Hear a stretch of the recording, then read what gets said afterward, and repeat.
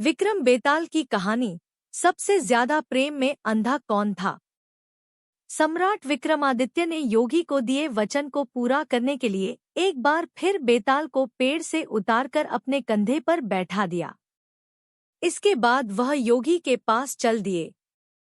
रास्ता तय करने के लिए बेताल ने एक नई कहानी शुरू की। बेताल बोला, बहुत समय पहले की बात है। विशाला नाम के राज्य में पद्मनाभ नाम का एक राजा राज किया करता था। उसी के राज्य में एक साहूकार रहता था। उस साहूकार का नाम था अर्थदत्त। अर्थदत्त की एक सुंदर लड़की थी, अनंगमंजरी।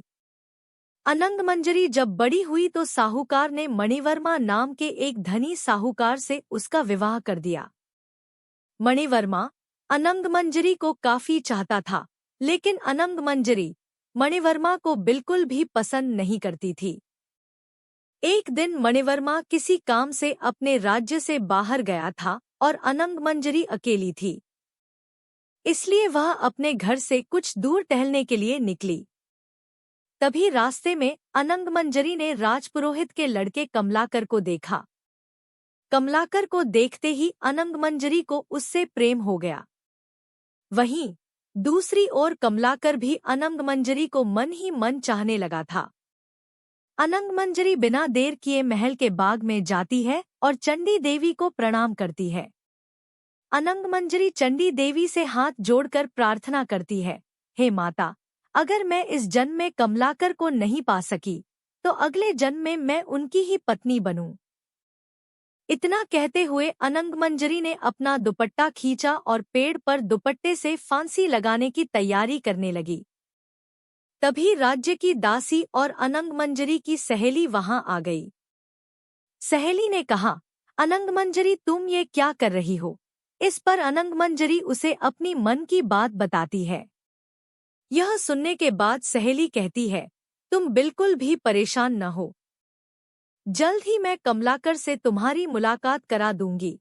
सहेली की यह बात सुनकर अनंगमंजरी रुक गई। अगले ही दिन अनंगमंजरी की सहेली ने कमलाकर के साथ उसकी मुलाकात का प्रबंध किया। दोनों एक दूसरे से मिलने बाग में पहुंचे। दोनों ने एक दूसरे को देखा और खुद को रोक न सके। कमलाकर बेताब होकर अनंगमंजरी की ओर दौड़ा। कमलाकर को अपने नजदीक आते देख अनंगमंजरी की धड़कनें तेज हो गईं और मारे खुशी के उसकी धड़कनें ही रुक गईं। अनंगमंजरी को मरा देख कमलाकर भी बहुत दुखी हुआ, जिससे उसका दिल फट गया और वह भी मर गया। इस बीच मणिवर्मा भी वहां पहुंच गया और अपनी पत्नी को दूसरे आदमी के साथ मृत पड़ा देख बहुत दुखी हुआ। वह अनंगमंजरी को बहुत चाहता था, इसलिए उससे अपनी पत्नी का वियोग सहा नहीं गया और उसने भी प्राण छोड़ दिए। यह सब देख चंडी देवी स्वयं वहां प्रकट हुईं और सबको दोबारा जीवित कर दिया। इतना कहकर बेताल बोला, बता विक्रम, इन तीनों में सबसे ज्यादा प्रेम में अंधा कौन था?